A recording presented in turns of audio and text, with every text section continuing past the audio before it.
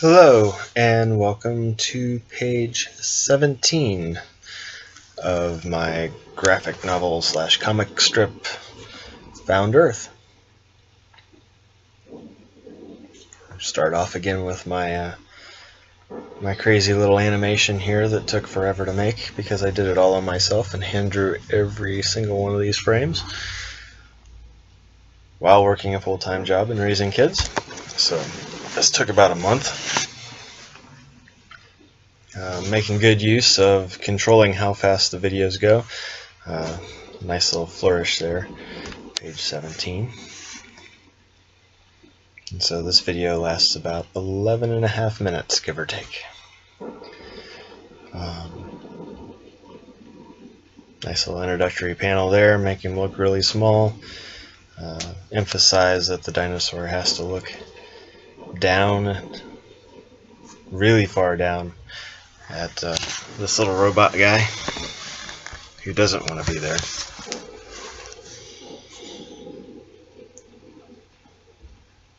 But I try to spend a lot of time working out how everything's supposed to go in pencil so that when I get to the ink portion of the drawing, I don't have to be concerned about things. I just worry about getting the drawing done. Special thanks to Scott Snyder for his continued support. I think that's me on pencil working out this pose on a different piece of paper.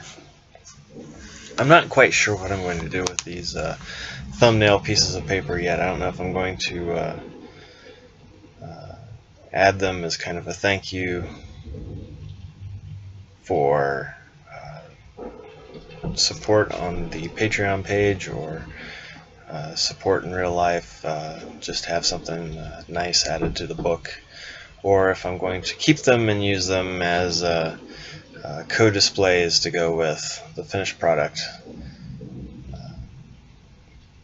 The plan is to, yes, publish all this stuff, but also to take the original artwork and go around to different places and see if I can display them. And if I have the thumbnails to go with the original, the final piece, then it would be a nice little addition and introduction into the thought process so that people can see how I work. I haven't quite decided what to do with all the supplementary stuff yet. I really like doing the foliage with this comic strip. I get to noodle it a lot, and it reminds me of the Image comic creators' style of work, the Todd McFarlane's, Rob Liefeld. I get to spend some time noodling it, and it's kind of therapeutic to play with all the leaves and the foliage at this scale. It is time consuming though, so that is why those particular portions of the video seem like they're going faster, because I've sped up the video. Yeah, here he's trying to say hi to this giant creature, and he gets stepped on. This is me, I think, starting to ink things, or no, I am finalizing out the pencil. Did my rough, and now I'm making sure everything is a solid shape, a solid line, something to work off of. I think this is a pencil. Just finalizing shapes and line work.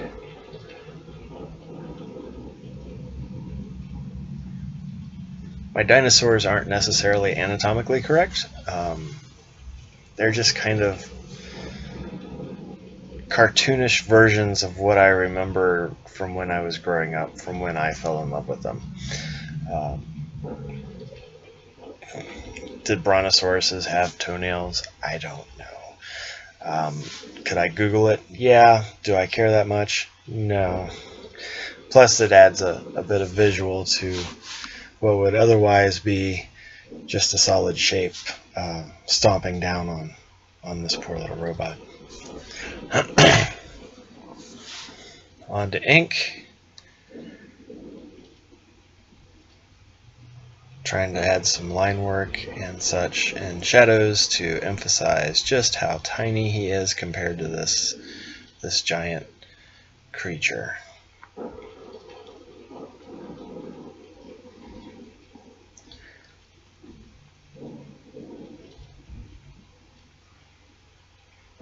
The camera goes in and out because it's a manual and it likes to slip.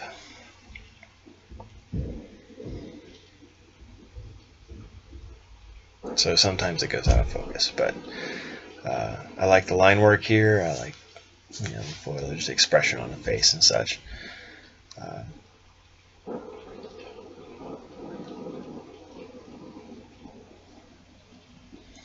Unusual shape panels. I like to do unusual shape panels that help with the reader understanding the flow that the story needs to be read in. Just so there's no ambiguity about what to read next. The weird shape panels make the composition more interesting. It can get boring and repetitive just to do squares over and over again, so I like to think of these individual pages as complete works of art with some design elements and just not. It's a comic strip, but I have all this space to work, so why not include some design elements from having this whole big huge page to work with. I'm not tied to the same shape and size restrictions as, say, a newspaper comic book is now. I've read articles about, and I've seen examples of, comic strips from back in the 40s and 50s where they're these big, huge, colorful things, and they take up like half a page each, and you have all these pages of comic strips in the newspaper. And I cannot imagine what that was like as a child, to open up the newspaper and see all those big, bright, colorful pages and cartoons and works of art. It gave you, as an artist, it would give you so much space to work with, and the ability to do so much more than, what is it now, 2 by 4 inches you get in a newspaper now per comic strip, and they're all just rectangles, and you get 3 or 4 squares, and you have to tell a gag in that little tiny space. And while that's a talent and an ability, it just seems boring, and this allows much more expression. The foliage here is where I get to noodle in this page. I get to build up this. I suppose if I was bolder with my pen choices and a little more secure with how I handle the ink, I could just make a few broad strokes and be done with it, and have my darks and my lights and have a bigger contrast and all that. But I like building things up. It's kind of like additive sculpture with clay. You just keep building until you get to what you want to get to. I'm the same way with my drawing. So I'll sit here and I'll build up this bush with different pens, layers and layers and layers of ink, and until I get it to where I want it to be. And that's where the influences from McFarlane and Liefeld come in. The characters with their expressions and so on and so forth are from purely cartoons, Looney Tunes, comic strips, that kind of deal. But we've been over all that before. I like to freehand the weird shape panels as much as I can. It makes it less mechanical. I don't want it to look too refined. Technically, I could probably make it look ultra refined and make it look like a computer did it, but if I wanted to do that, I'd have a computer do it and be done with it. It's kind of like, why would I want to draw hyper realistically when I could just take a picture with a camera? Now, this is much more expressive. So I've got the little robot here being squished and drawing some grass here and there. The action lines, the squish lines, the air escaping out from underneath there. Lettering is something I'm still learning. I'm still trying to pick that up and how to do that and what works and what doesn't. I try to pick up from comic books that come out every month and